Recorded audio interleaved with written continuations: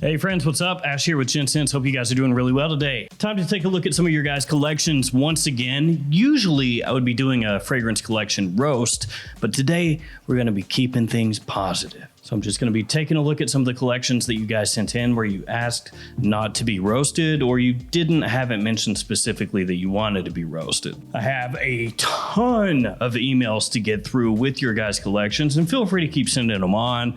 I mean, eventually we'll get through these. Maybe like 50 years from now. And if you want to send me your collections, it's gentscentsonline@gmail.com where you would want to send that to. If you want to be part of a future roast, just put collection roast or something like that in the title. And if you don't want to be roasted, let me know and eventually we'll get to those as well. So let's jump into it. Let's check out some collections.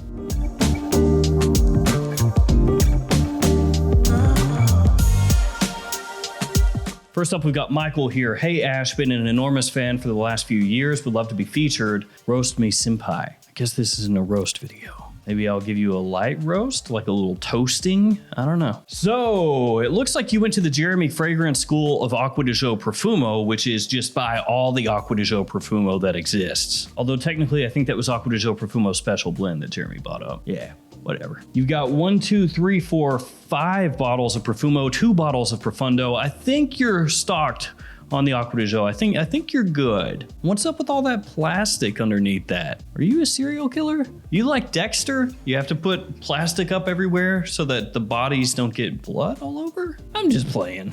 I hope. But one thing I do see, which is the saving grace here, of course, the Drakkar Noir on the top shelf where it should be. Any man that has Drakkar Noir can't be a serial killer, so I think we're good. Thanks, Michael, for sending that in. Next up, we have Aaron. Hey, I've been collecting since around Christmas time. This is my collection so far. Rate it if you can. Let's take a look. Okay, I'm so befuddled. You started collecting in Christmas. How is it that you have that Armani? And no, I'm not talking about the Stronger With You. I'm talking about that Attitude. I see you have a bottle of Attitude Extreme.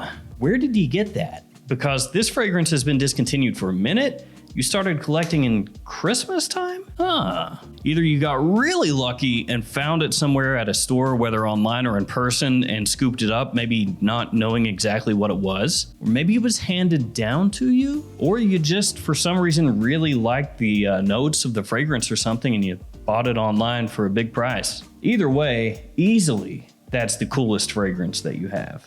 Not even close. Immediately, that's what my eyes are drawn to.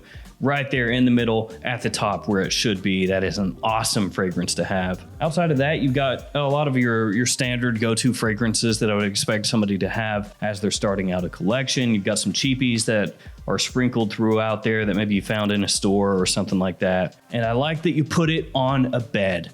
You get points for that because if you have a fragrance collection, you have to display it on a bed. I don't know why that's the rule. I don't make the rules.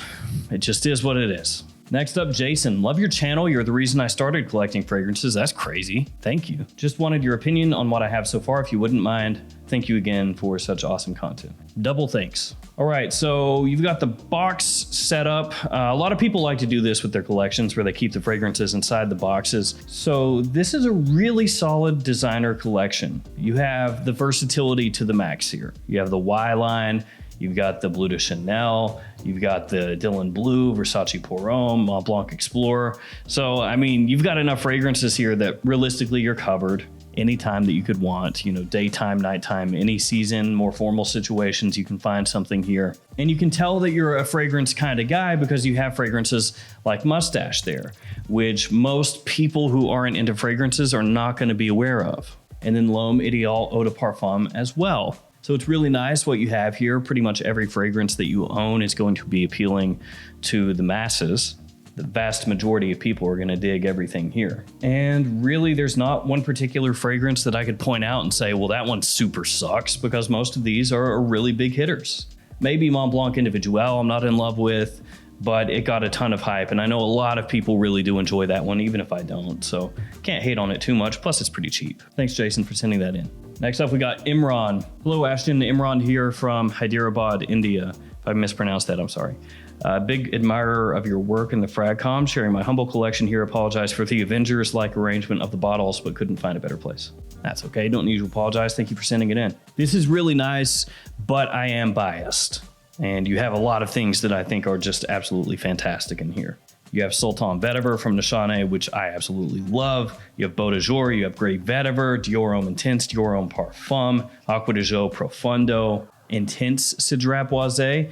Yeah, there's a lot of fragrances here that are staples in my rotations. Stuff that I absolutely love the smell of. So of course, something like this, I'm gonna say is awesome. Probably the most overlooked fragrance in this entire lineup right here is the Bulgari Pour Homme Extreme. That line gets absolutely no attention anymore. The price is going up on a lot of the fragrances in that line, and it had some really, really solid fragrances that were classy, gentlemanly, without smelling dated, really good office fragrances, casual fragrances, and ones that you could wear formally as well. So I want to point that one out there. It's a really solid scent. And also Office for Men, shout out once again to Jeremy Fragrance. Thank you, Imran, for sending that in. Next, we got Nick. Hello, Ashton, big fan of the channel and your impeccable taste. I don't know about that. Thank you, though. Here's my fragrance collection. Feel free to review or roast it. Thailand is usually pretty hot, so the freshies reign supreme. I mean, they're not all freshies, but yeah, I see what you're saying. You definitely have some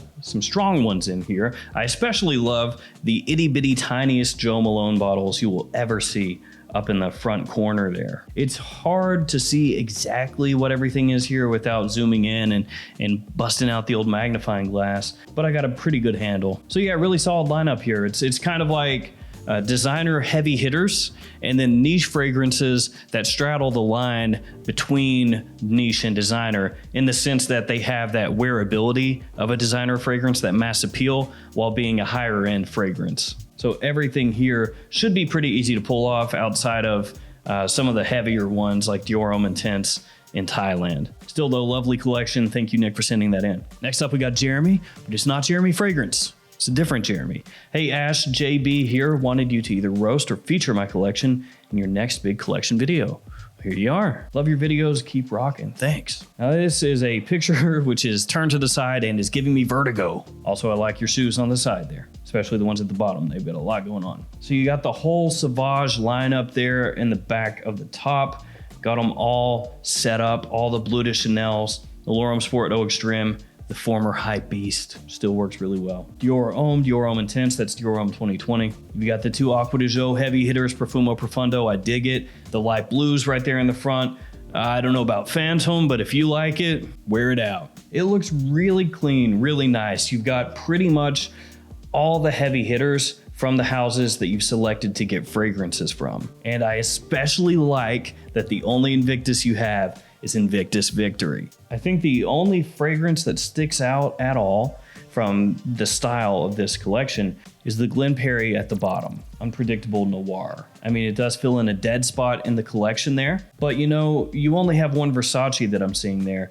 So what I do is take the Glen Perry and chuck that, or give it away to somebody, give it away to charity. Get yourself Versace Pour Homme, something like that. Versace Dylan Blue if you want. I see that you like blue fragrances. Scoop one of those up, stick it in that spot. It'll make the collection look just that much better. Thank you for sharing though, Jeremy, I appreciate it. Next up, we got Alex. Hey Ash, love your videos. Thought I'd send you a pic of my current collection.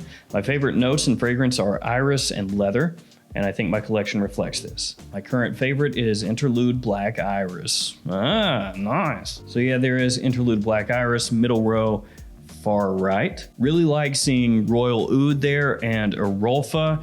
I mean, those get talked about a lot within the fragrance community. They get love from us weird fragrance guys, but those are not anywhere near on the level of like Ventus or Green Irish Tweed, and it's good to see them, especially good to see them being used. Dior Homme Parfum in the front there, of course, catches my eye. I think it's absolutely fantastic, and I guess you do too, because that bottle is devastated. There's like 2 milliliters left in that thing. I feel your pain when you really love a fragrance and you want to wear it all the time, and then in the back of your mind you know that the fragrance is actually kind of hard to get and pretty expensive. When you see that getting right toward the bottom, it hurts the soul. And apparently that bottle in the middle, in the fairy back, is Club de Nuit Intense Man that has just had the black stripped off of it. So if you ever wondered, how does my Club de Nuit Intense Man bottle look like with its clothes off? There's your answer. It looks like Club de Nuit Urban Man without the print on the front. Really nice collection. A lot of the fragrances leaning more toward that warmer side of the spectrum as far as scents go. I mean, you got a few fresh fragrances in here, you know, Ventus Cologne, Arolfa, Acqua di Gio, but for the most part, you got a lot of denser fragrances in here and some nice classy ones as well. Then we've got Aaron. Hey Ash, my name is Aaron and I've been collecting for around 4 years now. I love fragrances, but as a college student, I sadly can't afford them all. Don't worry about that and don't go crazy buying things that you can't afford. So don't go into debt, is what I'm trying to say. Don't go crazy into debt trying to buy everything. Buy things as you can. Don't let it stress you out and take your time sampling things. You know, if you have a store nearby, like if you're in a major city, you could go to Nordstrom or Saks and try all kinds of different niche fragrances and not commit to anything until you absolutely know you're in love with it. Try stuff out, I guess is what I'm saying, and don't go into debt. This is what I've been able to get so far. Thanks, and keep pumping out the great content. Thank you. I like this setup. It's really cool. I've seen a number of different people have setups kind of similar to this with the shelves kind of all over the place and then bottles put on them. You have some really great cheap fragrances here. The Perry Ellis 360 Red, Love and Luck. Those are fragrances that have been hyped for years and years. And then right in the middle, I gotta say, just playing to my heart here, the Drakkar Noir. I gotta give you props for that. Thank you so much. The Drakkar Noir right there. We're bringing it back, guys. We're bringing back the Drakkar Noir. I don't care what anybody says. It's going to be cool to get it one day, man. I'm telling you, man. The Versace's up top. Versace, a great house to get started in when you're first getting into fragrances because at discounters, they're not too expensive, but they have great wearability, versatility, mass appeal. Get a lot of use out of those. Got the classy fragrances up in the upper right-hand corner there, I see. And even more great cheapies just kind of dotting throughout here. The Lacoste L'Homme, the Coach, Jimmy Choo Man Ice, the Halloween Man X. A lot of good stuff here. Missoni, the original parfum there. And is that Jet Black Enigma? Yeah, that's what I'm talking about. Thank you, Aaron, for getting the Jet Black Enigma, for supporting me. I hope you like it. And thank you for sending in your collection. Thanks. Let's see, we're about 30 minutes in. Let's do one more collection.